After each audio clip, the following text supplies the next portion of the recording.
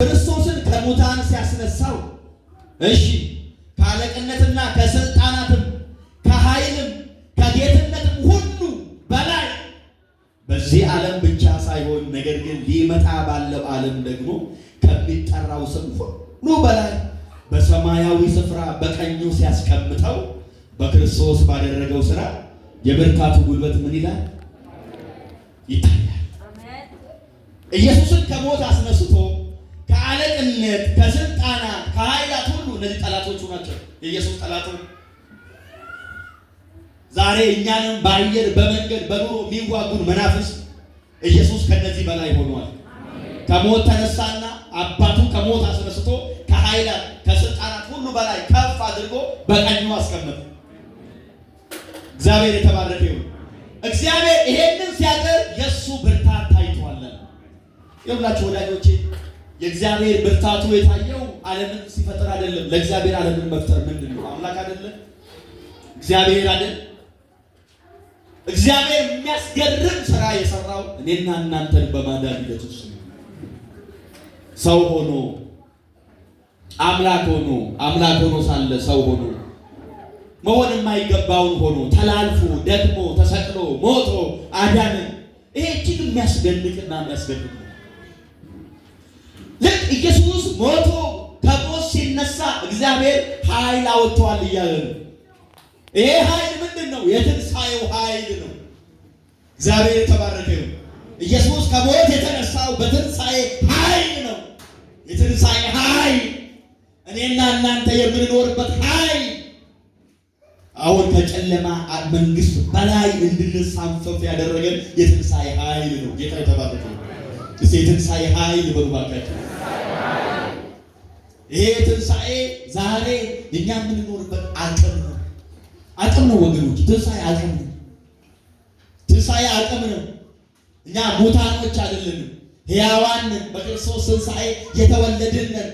ዛሬ በልዩ ልዩ ጉዳያችን ትንሣኤ ያስፈልገናል። ለዚህ ለሞተው ስጋችን ትንሣኤ ሕይወትን ይሰጠዋል። ትንሣኤ አሁን ስንደክም የምንበረታው በትንሣኤ መንፈስ ነው። የትንሣኤ መንፈስ በሉ ባካችሁ። ግድ የላችሁም። የትንሣኤ መንፈስ በሉ። ጌታ የተባረከ ይሁን። የትንሣኤ መንፈስ ዛሬ የምንኖርበት ኃይል ነው። እግዚአብሔር የተባረከ ዛሬ የምንኖርበት ኃይል፣ ዛሬ አቅም ያገኘንበት ኃይል፣ ከጠላት ሁሉ በላይ የሆንበት ኃይል፣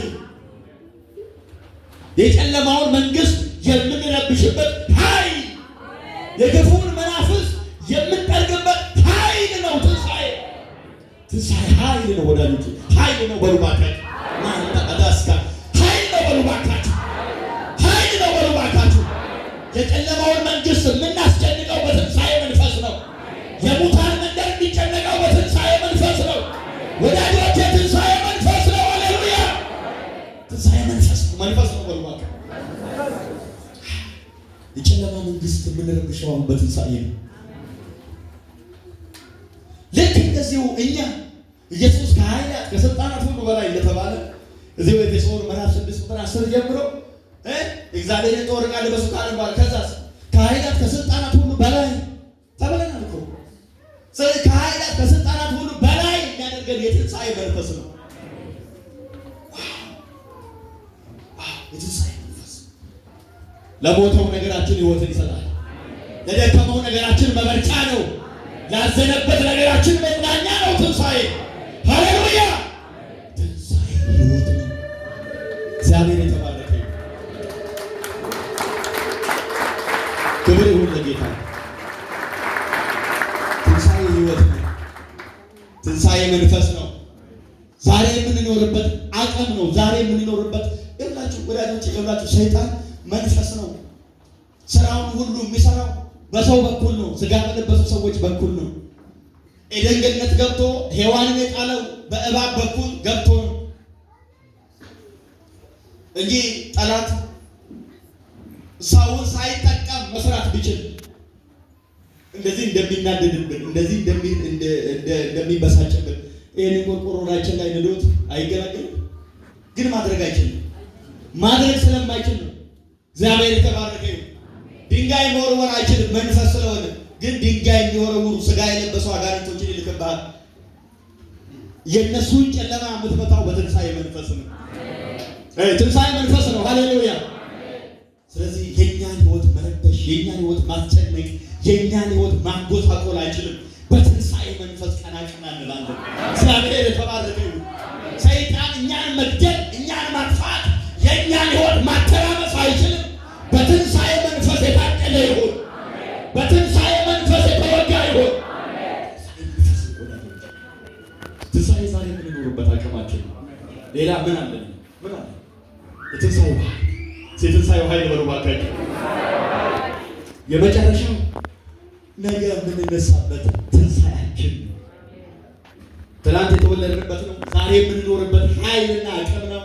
ነገ ደግሞ እኛም እንደ ክርስቶስ የምንነሳበት። ቅድም ያነበብኩትን ጥቅስ ጋር እመለሳለሁ።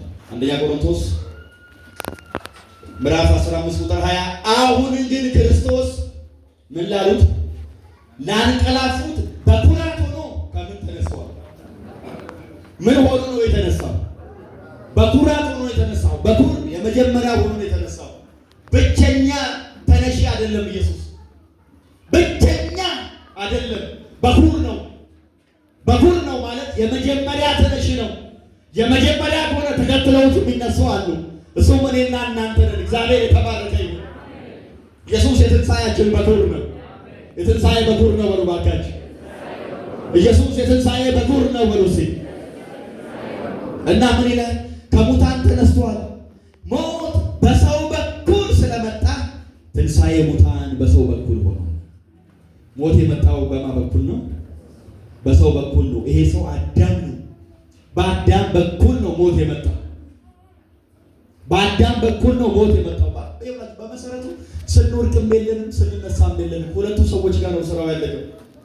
ስንሞትም እኛ በሌለንበት በአዳም ኃጢአት ነው የወደቅነው። ስንድንም እኛ በሌለንበት በክርስቶስ የመስቀል ሥራ ድነናል። እግዚአብሔር የተባረከ ይሁን። ስለዚህ ኢየሱስ ከሞት ተነስቷል። ምን ሆኖ ነው የተነሳው? ምን ሆኖ ነው የተነሳው? በኩር ሆኖ ነው፣ የመጀመሪያ ሆኖ የተነሳው። የእሱ ትንሣኤ ጥቅሙ ምንድን ነው ታዲያ? እኛም ነገ እንነሳለን። ነገ የምንነሳው ዛሬ ኢየሱስ ስለተነሳ ነው። ክብር ለጌታ ይሁን። ክብር ለጌታ ይሁን።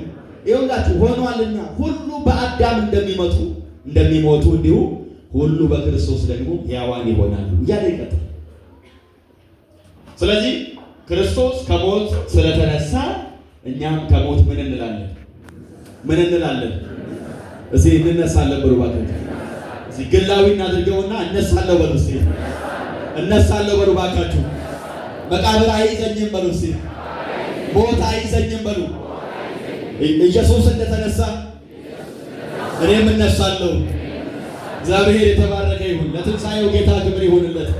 ከሞት ለሚያስነሳን፣ በመቃብር ለማይተወን፣ በጨለማ ለማይተወን ለሱ ክብር ይሁንለት። እግዚአብሔር የተባረከ ይሁን። ሃሌሉያ። እንዴት ነው የምንነሳው የሚለው እሱን ተናግሬ ጨርሳለሁ። እግዚአብሔር የተባረከ ይሁን። እኛ አማኞች በሁለት መንገድ ወደ ጌታ እንሄዳለን። ሐዋርያትም እንደተናገሩ ወይም ጳውሎስ እንደጻፈው የመጀመሪያው አሁን በሕይወት ሳለን በልዩ ልዩ ጉዳይ እንሞታለን። ስንሞት የምንሄደው ወዴት ነው? ወደ ጌታ ነው። እርግጠኛ ናቸው። አንዳንድ የሚጠራጠረውም አይጠፋም። በነገራችን ላይ ወደ ጌታ ነው የምንሄደው። በልባካችን ክብር ለኢየሱስ ይሁን። ያን በቀኝ የተሰቀለውን ሰውዬ ዝም ብላችሁ አስቡ። በጌታ በቀኙም በግራ አልተጻፈም፣ ግን ያንን ሰውዬ ዝም ብላችሁ አስቡ። ዛሬ ከኔ ጋር በገነት እኖራለሁ። በቃ ዛሬ ከኔ ጋር ነው በገነት የምትኖረው። ምን ሰርቶ ነው? አይ በቃ ኢየሱስ አዳኝ እንደሆነ ብቻ ስላመነ ዛሬ ከኔ ጋር በገነት እኖራለሁ። ክብር ለኢየሱስ ይሁን። ይሄ አዋጅ ለሁላችንም የሚሰራ ነው። ዛሬ ከጌታ ጋር በገነት አለን እኛ። እግዚአብሔር የተባረከ ይሁን። ዛሬ እኛ አለን ከጌታ ጋር። መጽሐፍ ምን ይላል? ከእርሱም ጋር እግዚአብሔር በምሕረቱ ባለጠጋ ስለሆነ ከወደደን ከትልቅ ፍቅሩ የተነሳ በበደላችን እንኳን ሙታን በሆነን ጊዜ ከክርስቶስ ጋር ምን አለን አለ? ሕይወትን ሰጠን። በጸጋ ምን ብላችሁ ድናችኋል።